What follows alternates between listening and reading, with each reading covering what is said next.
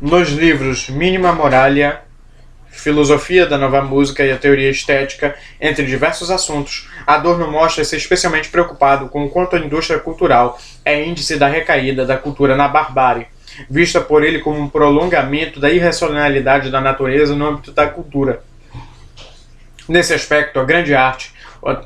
testemunho da única possibilidade radical de uma relação sensível com o mundo isento da falsificação irrefletida do esclarecimento, é relacionada ao empobrecimento causado pela indústria cultural.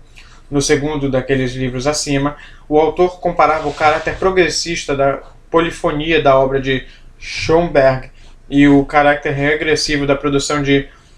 Stravinsky, que acentua o caráter espacial da música em detrimento da profundidade subjetiva do tempo, que, segundo Adorno, é um elemento fundamental na música como uma forma avançada da arte. Na teoria estética, o conceito de desartificação é usado para caracterizar o quanto as obras de indústria cultural se rendem ao processo de reificação das consequências, tornando-se meros veículos de estados de espírito estereotipados dos consumidores. Contra esse processo de depauperamento, Adorno insiste em uma recusa enfática da arte em satisfazer necessidades geradas pelo sistema capitalista, esforçando-se por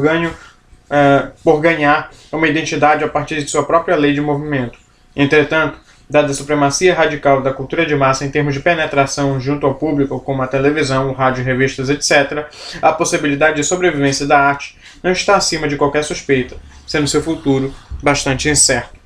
Vários textos de Adorno retomam as reflexões da dialética do esclarecimento, aprofundando-se particularmente em relação ao meio televisivo, que nos anos 40 ainda era incipiente. No artigo Resumo sobre a indústria cultural, o autor diz que não se deve negligenciar a importância da cultura,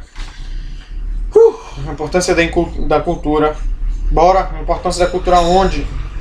de massa como formadora das mentalidades, mas ao mesmo tempo alerta para não se confundir este aspecto factual com o de direito, ou seja, não se trata de dizer que sua maciça influência justifique a ideia de que ele tenha valor, que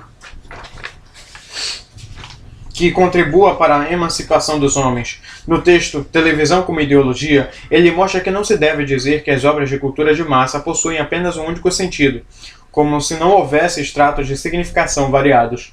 pois essa multiplicidade significativa é apropriada pelos meios de massa como modo de se ligar às várias camadas psicológicas de seus consumidores. Trata-se, nesse caso, de uma espécie de saturação da receptividade no público, de modo a fazer com que cada um não suspeite do fato de que os produtos consumidos na verdade não possuem a substância que parecem ter. Ainda nesse texto, o autor faz várias análises de enredo de peças de comédia, em que mais uma vez se ressalta o quanto essas obras primam pela degeneração do senso de individualidade e de autonomia, instigando sob diversas formas e mediante clichês o conformismo ao sistema e a renúncia ao esforço de reflexão. A parte final do livro de Rodrigo Duarte, embora não contenha um aporte filosófico acentuado, é interessante ao tomar como tema o desenvolvimento da globalização a partir dos anos 90 do século passado,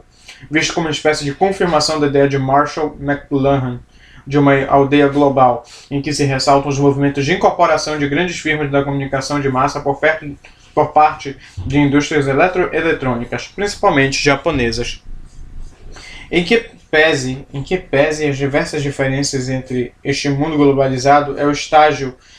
capitalista dos anos 40. Em que pese? Sério? Rodrigo Duarte procura mostrar o quanto a crítica de Adorno e Horkheimer ainda permanece válida na medida em que todo o aperfeiçoamento da tecnologia da indústria cultural caminhou no sentido de enfatizar o tratamento que ela dispensa a seus consumidores, tratados sempre como objetos de investigação estatística, além da invariável tentativa de mantê-los em um estado de manipulação e de menoridade através de estereótipos e formas que privilegiam sempre a resignação perante o sistema como um todo.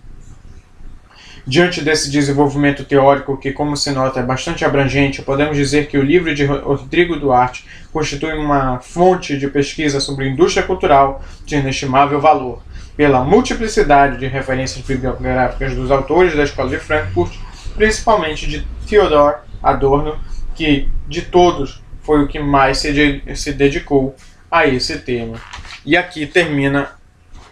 esse texto. Ainda bem.